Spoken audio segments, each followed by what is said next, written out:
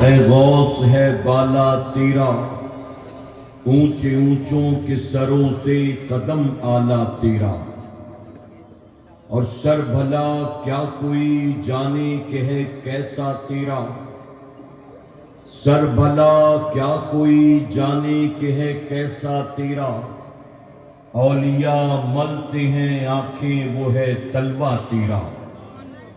اور یا رسول اللہ صلی اللہ علیہ وسلم، تیری سرکار میں لاتا ہے رضا اس کو شفیع، تیری سرکار میں لاتا ہے رضا اس کو شفیع، جو میرا غوث ہے اور لاڈلا بیٹا تیرا۔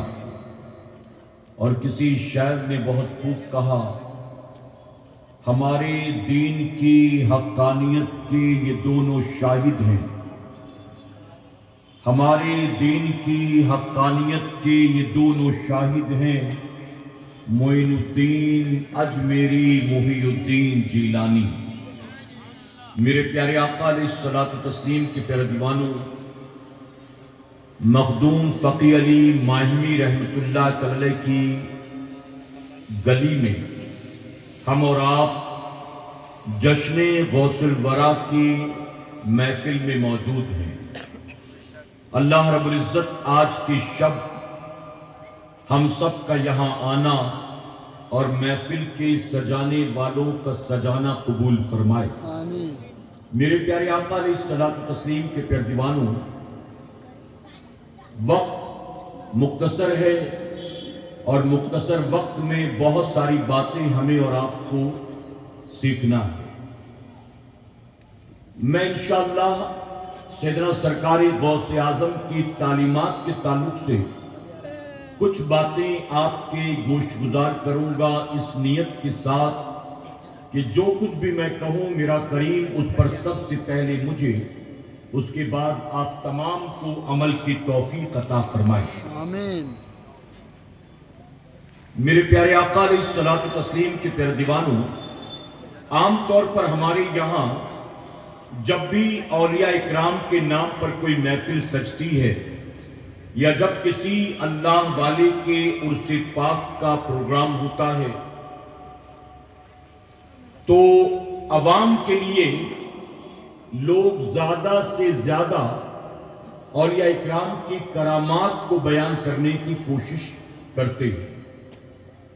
جن کے نام پر محفل کو سجایا جاتا ہے کوشش یہ ہوتی ہے کہ زیادہ سے زیادہ ان کی کرامات کو بیان کیا جائے، اور کرامات کو بیان کرنے کی اصل وجہ یہ ہے کہ جب کرامات بیان کرتے ہیں تو عوام کو کرامات سننے میں مزہ آتا ہے، اور جب عوام کو مزہ آتا ہے تو وہ داد دیتے ہیں، اور جب داد دیتے ہیں تو ظاہر ہے کہ سنانے والے کو بھی مزہ آتا ہے۔ اور یہی وجہ ہے کہ ٹرینڈ ہے جو صدیوں سے چلا آ رہا ہے، چاہے وہ غوث اعظم کے نام پر محفل سجے، چاہے وہ غریب نواز کے نام پر محفل سجے، چاہے وہ مخدوم پاک کے نام پر محفل سجے، چاہے کسی ولی کے وصال کی تاریخ ہو، ولادت کی تاریخ ہو، شہادت کی تاریخ ہو، جب بھی کہیں کسی اللہ والے کے نام پر محفل سجتی ہے تو خطیب کی کوشش یہ ہوتی ہے کہ وہ اللہ کے اس ولی کی زیادہ سے زیادہ کرامات کو بیان کرے تاکہ عوام سے داد وصول کر سکے۔ لیکن موجودہ دور میں قوم مسلم کے حالات کو دیکھ کر مجھے یہ بات کہنی پڑتی ہے کہ اب اولیاء صوفیاء کی کرامات کو بیان کرنے کا وقت نہیں رہا۔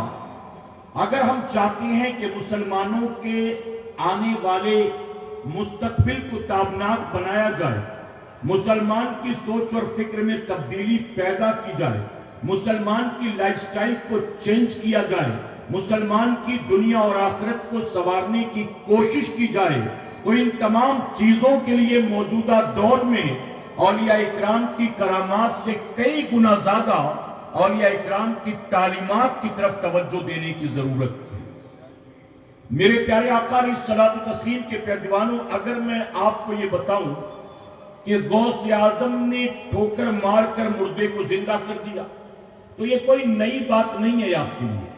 آپ بچپن سے غوث پاک کی یہ کرامت کئی بار سن چکے ہیں، لیکن اس کے باوجود بھی آپ کو لطف وہی آئے گا جیسے پہلی بار آیا تھا. غوث اعظم نے 12 سال کی ڈوبی کشتی کو دوبارہ ترا دیا. اگر میں یہ کرامت بیان کروں تو آپ کو اتنا ہی مزہ آئے گا جتنا پہلی بار آیا تھا. اور ظاہر ہے کہ جب ان کرامات کو آپ سنیں گے تو آپ ڈانٹ بھی دیں گے.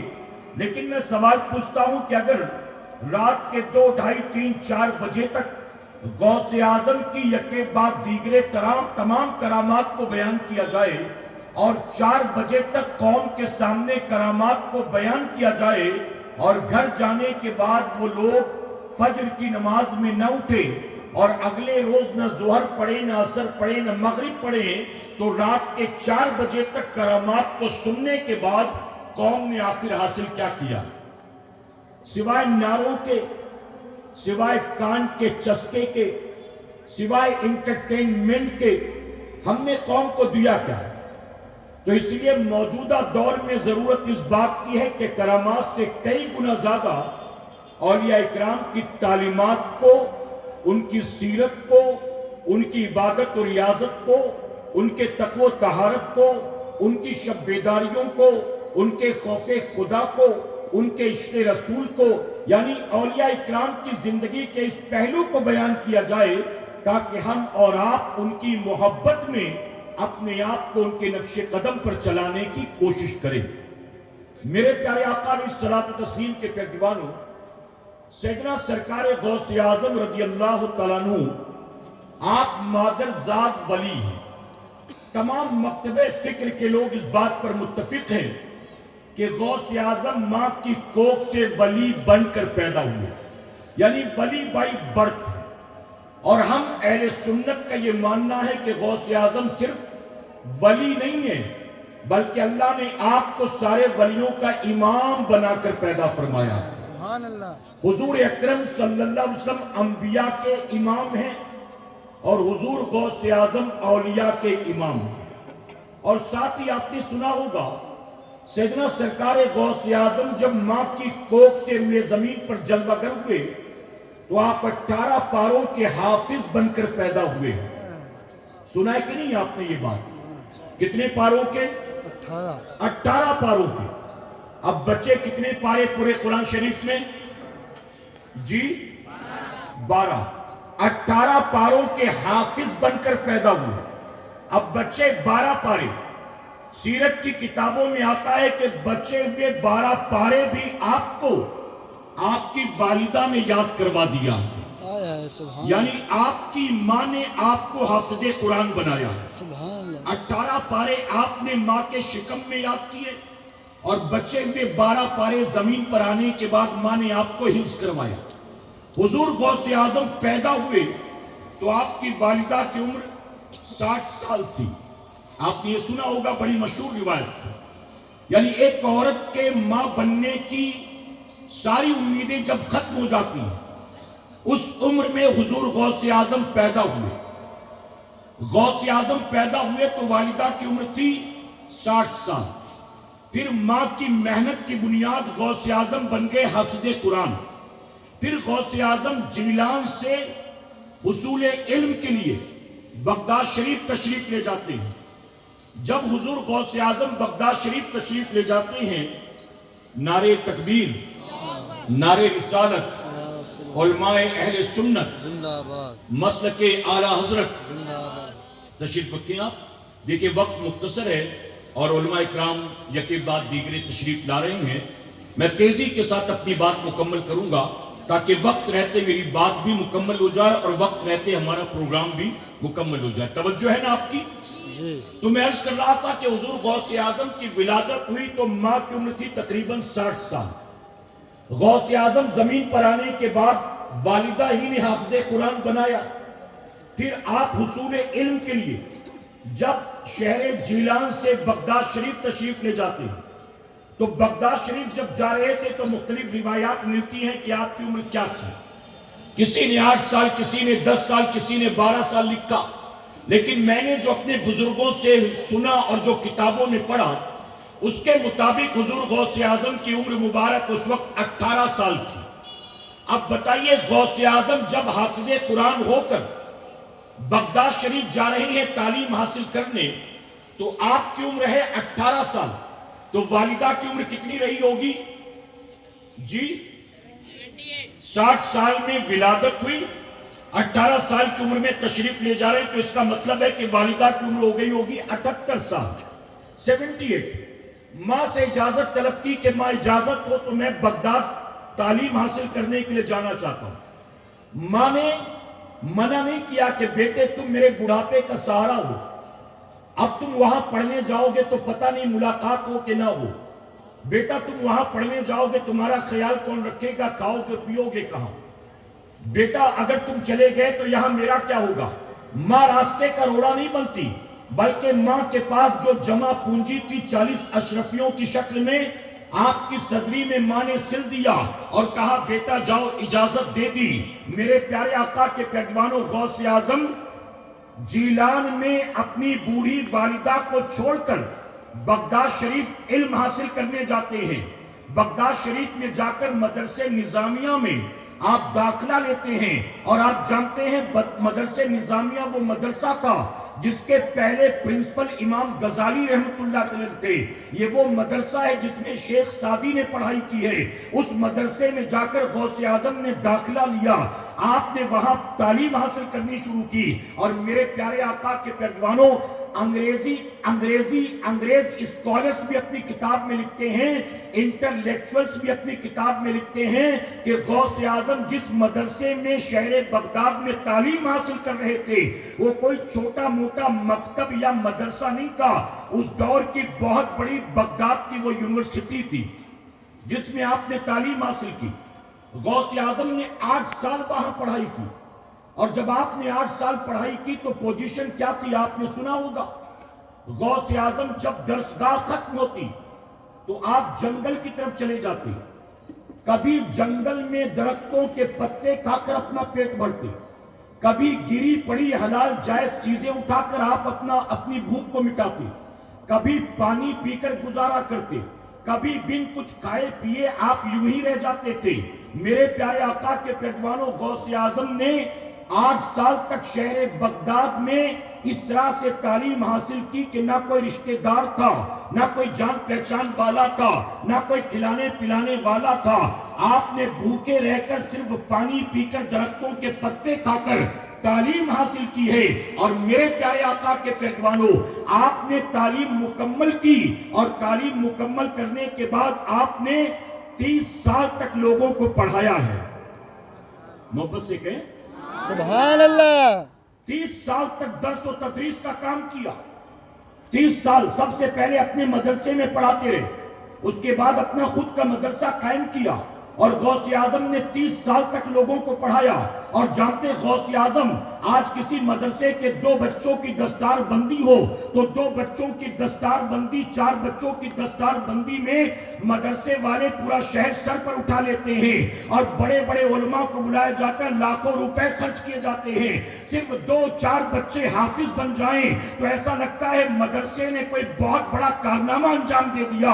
اور غوث اعظم جب 30 سال تک پڑھا رہے تھے تو سیرت کی کتابوں میں آتا ہے کہ غوث اعظم کے مدرسے سے ہر سال 3000 بچے فارغ ہوتے تھے۔ سبحان اللہ اور محبت سے کہیں سبحان اللہ۔ 3000 بچے، اور غوث اعظم نے 30 سال جانتے ہو تقریباً 1 لاکھ بچوں کو پڑھایا ہے۔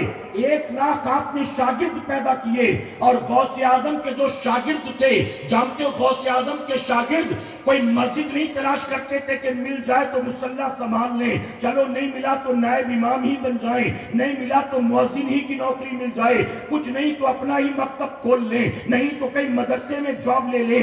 فرمایا کہ غوث اعظم نے جنہیں پڑھایا تھا اس دور کے جو اسلامک ملک تھے، اسلامک ملک میں جو بڑے بڑے بادشاہ تھے، ان بادشاہوں کے اکثر وزیر و مشیر جو تھے وہ غوث اعظم کے شاگرد ہوا کرتے تھے۔ سمجھ میں نہیں آ رہی شاید بات آپ کی۔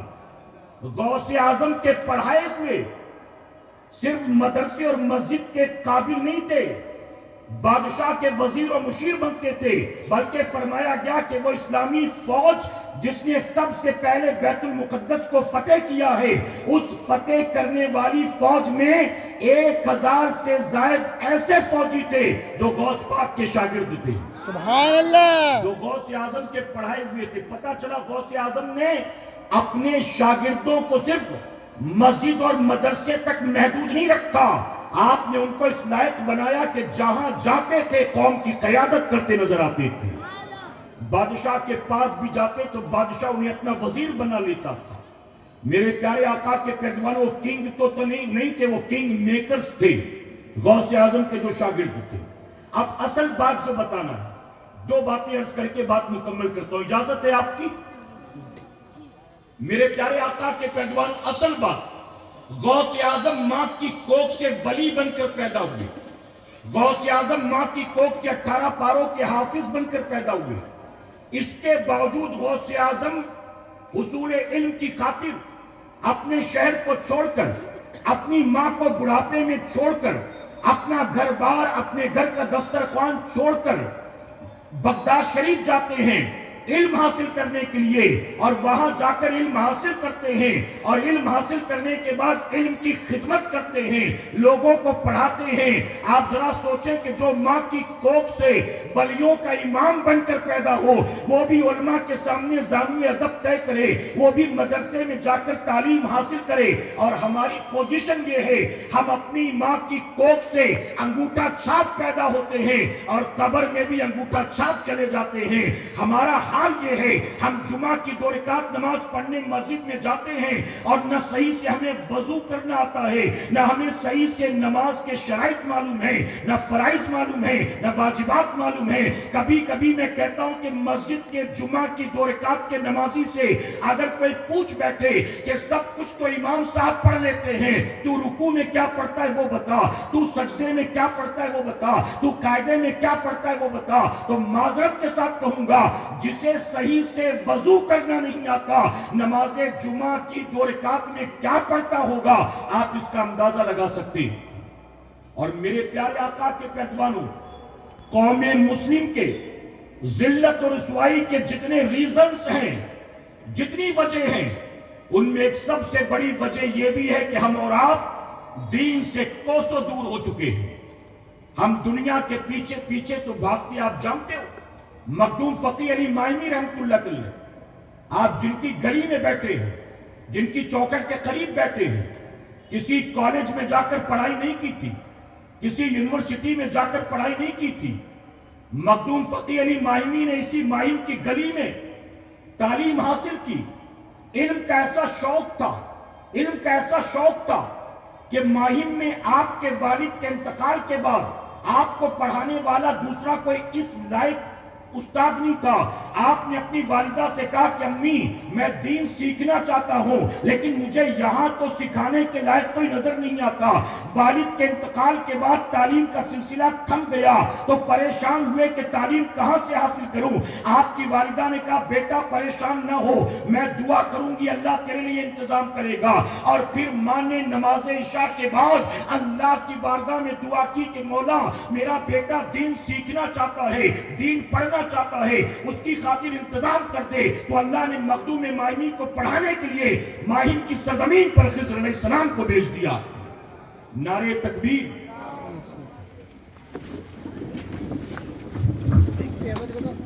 نعرہ تکبیر، نعرہ رسالت، یا رسول اللہ، علماء اہل سنت، زندہ آباد، مسلک اعلی حضرت زندہ آباد، امیر سنی دعوت اسلامی، زندہ آباد، محقق مسائل جدیدہ، زندہ آباد، نعرہ تکبیر، اللہ آباد، نعرہ رسالت. یا رسول اللہ.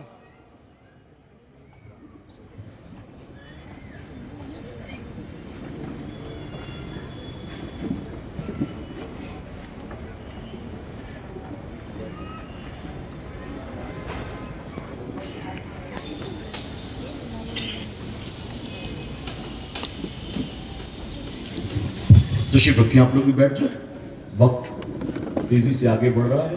ایک مرتبہ درود شریف پڑھ لیں آپ. اللہم صلی علی محمد آلہ الف الف مرہ. میرے پیارے آقا علیہ السلام تسلیم کے پیروانوں، تو میں عرض کر رہا تھا کہ حضور غوث اعظم माँ की कोख से अल्लाह के वली बनकर पैदा हुए, 18 पारों के हाफिज बनकर पैदा हुए, औलिया के सरदार बनकर पैदा हुए, लेकिन इसके बावजूद उसूल इल्म की खातिर गौसे आजम ने सफर किया, बगदाद शरीफ जाकर मदरसे में दाखिला लिया, तालीम हासिल की।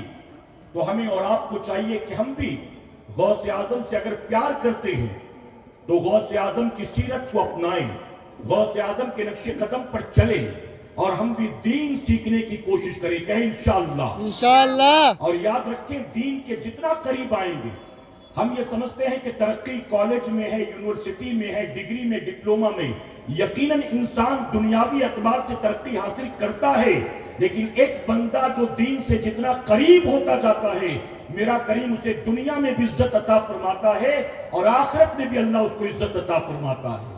हम जिन बुजुर्गों से मोहब्बत करते हैं, किसी कॉलेज में नहीं गए, यूनिवर्सिटी में नहीं गए, इनके पास दीन का इल्म था, लेकिन दुनिया इनके कदमों में गुलाम बनकर पड़ी रहती थी। क्यों? क्योंकि इन्होंने दीन से मोहब्बत की, दुनिया से नहीं। हम भी दीन सीखने की कोशिश करें। अल्लाह अपने हबीब पाक के सदके हमें आपको सबको कहने सुनने से ज्यादा अमल की तौफीक अता फरमाए। दरमियाने गुफ्तगू मुझसे जाने अनजाने में कोई गलती खामी रह गई, आप सबको गवाह बनाकर, मुफ्ती साहब किबला को, उलमा को गवाह बनाकर सच्चे दिल से तौबा करता हूँ। मेरा करीम मेरी तौबा कबूल फरमाए और हमारी इस महफिल पाक को मैदान क़यामत में अल्लाह हम सब के लिए, हमारे वालिदैन के लिए बख्शिश और निजात का सबब बनाए। वमा अलैना इल्लल बलाग। अस्सलामु अलैकुम।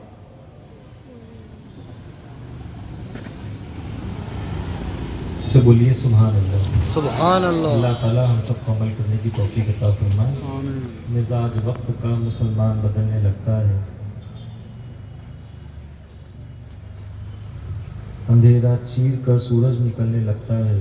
अजीब आप हैं कि खामोश होकर बैठे हैं, नबी के जिक्र से पत्थर पिघलने लगता है। ज़रा मोहब्बत से बोलिए ना सुभान आप अल्लाह। देख रहे हैं अल्हम्दुलिल्लाह स्टेज पर मिंबर रसूल पर हुजूर मुहक्किक मसाइल जदीदा हज़रत अल्लामा मौलाना मुफ्ती निज़ामुद्दीन साहब किबला, हुजूर दाई कबीर वक़ार अहले सुन्नत हज़रत अल्लामा मौलाना हाफिज़ कारी मौलाना मोहम्मद शाकिर नूरी साहब किबला मेरे सुन्नी जलवा अफरोज़ हैं।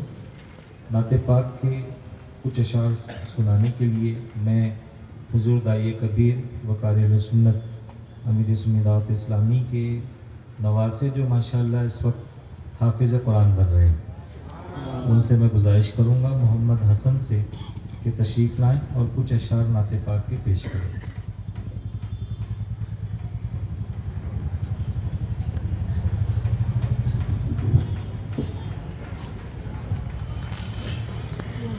अस्सलामु अलैकुम व रहमतुल्लाहि व बरकातुहू। वालेकुम अस्सलाम व रहमतुल्लाहि तआला। एक बार बावाज़ बुलंद अकीदत व मोहब्बत में डूब कर दुरूद शरीफ का नजराना पेश करें। अल्लाहुम्मा सल्ली अला सय्यिदिना मौलाना मुहम्मद बारिक वसल्लम। मेरे जद्द करीम का बहुत ही मकबूल कलाम पेश करने की सादत हासिल कर रहा हूँ। आप सब समाअत फरमाएं। मेरे आका मेरे सुल्तान मदीने वाले, मेरे आका मेरे सुल्तान मदीने वाले, सौ जान से कुर्बान मदीने वाले, आका मेरे सुल्तान मदीने